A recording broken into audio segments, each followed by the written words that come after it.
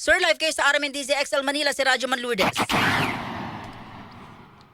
Good afternoon, Ma'am Lourdes. Good afternoon po. Sir, ano po ang pinaka-latest data na hawak po ninyo sa landslide dyan po sa Sarangani? Okay, ma'am. Ang pinaka-latest data naman sa landslide sa Sarangani, nagkaroon po ng andal nga po sa sunod-sunod na pag-ulan. Remember na ang Sarangani, kagagaling na sa 7.8 earthquake. So, medyo hindi pa stable ang mga land formation natin dito sa Sarangani. Kaya sinabayan pa ng pag-ulan ng ilang araw dahil pinalakas nga ng bagyong Inday ang habagat.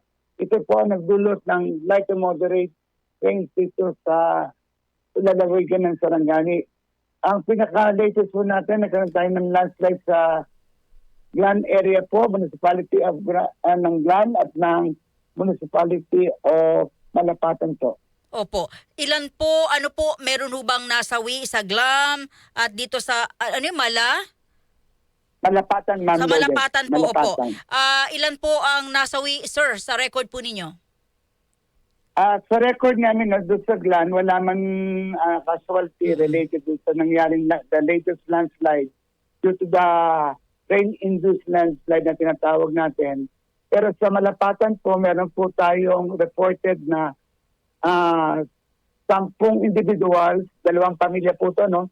10 individuals na natabunan ng lupang, gumuhong lupa due sa tinatawag natin na rain-induced landslide po ito. Hindi po ito related sa earthquake, no? Rain-induced landslide po. Meron po tayong 10 na italan na natabunan. Pero sa 10 po, Ma'am Lourdes, Opo. meron na tayong na-recover na 7 na bodies po. Oo. Sir, yung 2 pamilya lang po ito, yung 10 individuals. Opo, 2 pamilya po yan. Kung meron lang ho kayo, kahit wala akong pangalan, sa 7 po, ilan ang bata, ilan po yung adults? Wala pa po akong detalye. Basta meron po may bata po. No? Oo.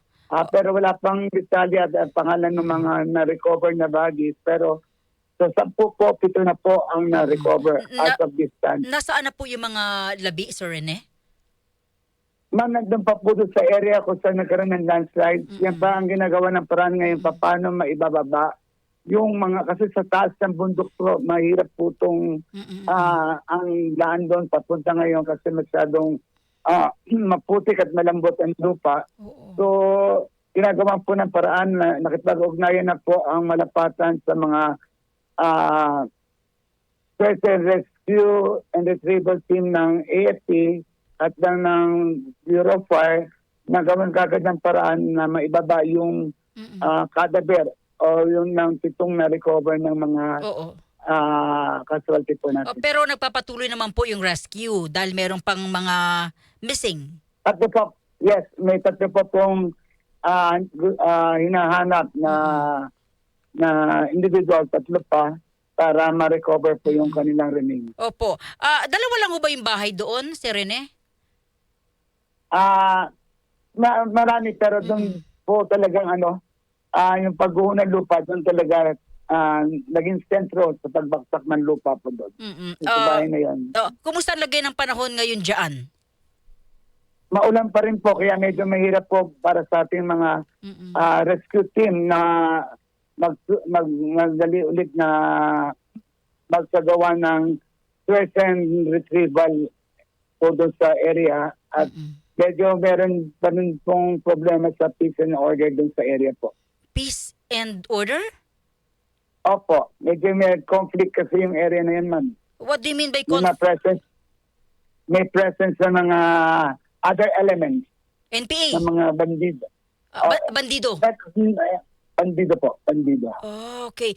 Dito po sa Glan, ano po ang ano po nangyari rito? Ganun pa rin po, nagkaroon ng landslide pero yung ma-debris niya doon sa mga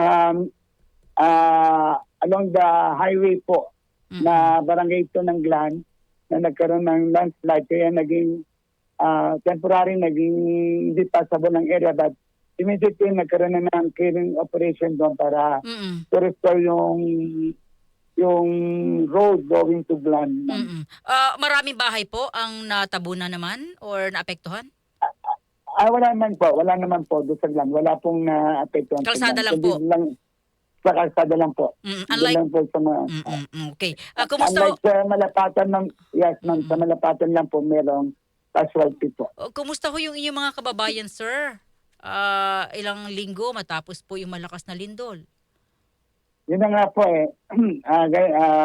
pagkatapos ng lindol at yun naman sunod-sunod na rin kasing malalakas sa pagulan. Hindi nagulog din po ito sa nakalagpas sa 3 araw na pag-ulan dito. Mayroon po yung mga munisipyo ng Sarangani ang binaha po. Pero thanks God wala namang mga evacuation na nangyari. Kasi madali man nag-subside po ang That's tubig. Okay. Sir Rene, maraming salamat. Alam ko nasa meeting po kayo na pagbigyan niyo po kami. Ingat po kayo, sir. Mabuhay po kayo. Thank you. Thank you also, Ma'am Lourdes. God bless you too. DZXL